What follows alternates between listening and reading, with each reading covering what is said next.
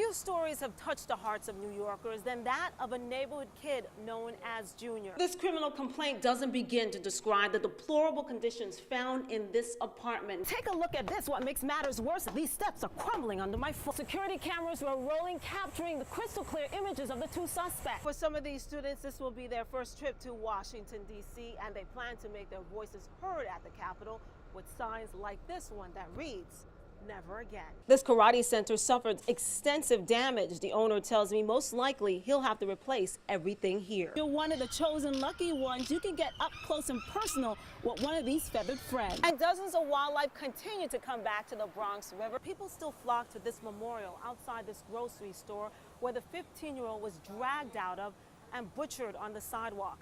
I was the first reporter in the city to interview his grieving mother and obtain surveillance video of his brutal murder. A shocking crime, as it is brutal.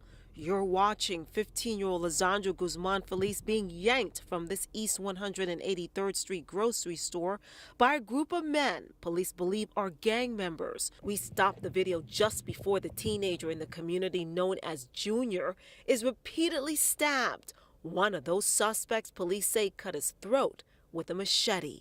I see a machete in the hand in the guy who has the red shirt. Felice viewing the video of her son's horrific stabbing for the first time and seeing the man who police say took his life. But he's looking for him inside the grocery store.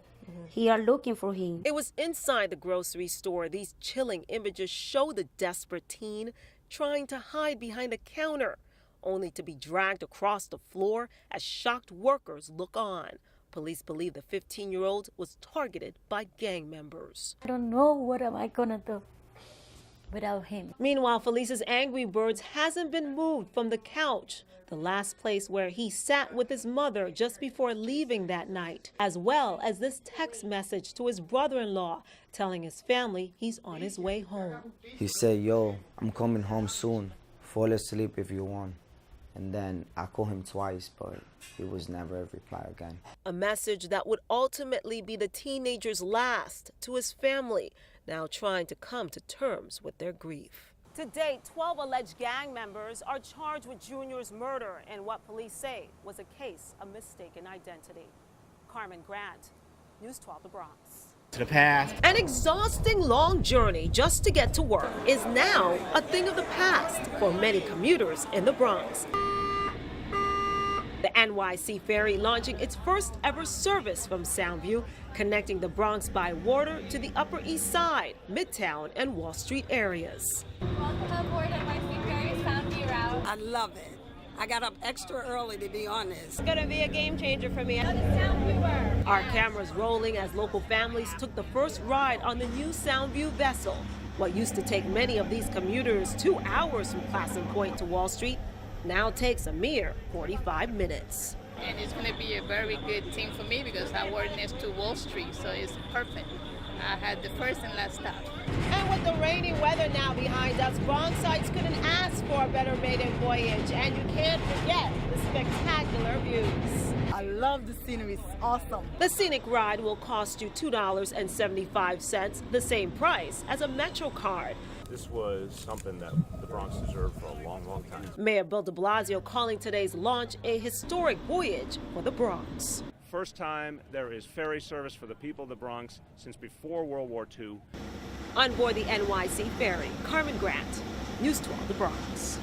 It started in the rear of the Latin Kitchen. 6 neighboring stores, including a pizzeria, tattoo shop, and a tooth whitening spa, suffering smoke and water damage from the fast-moving fire. It led all the way into above us, the karate store, and then it went into our store as well. This karate center suffered extensive damage. The owner tells me most likely he'll have to replace everything here.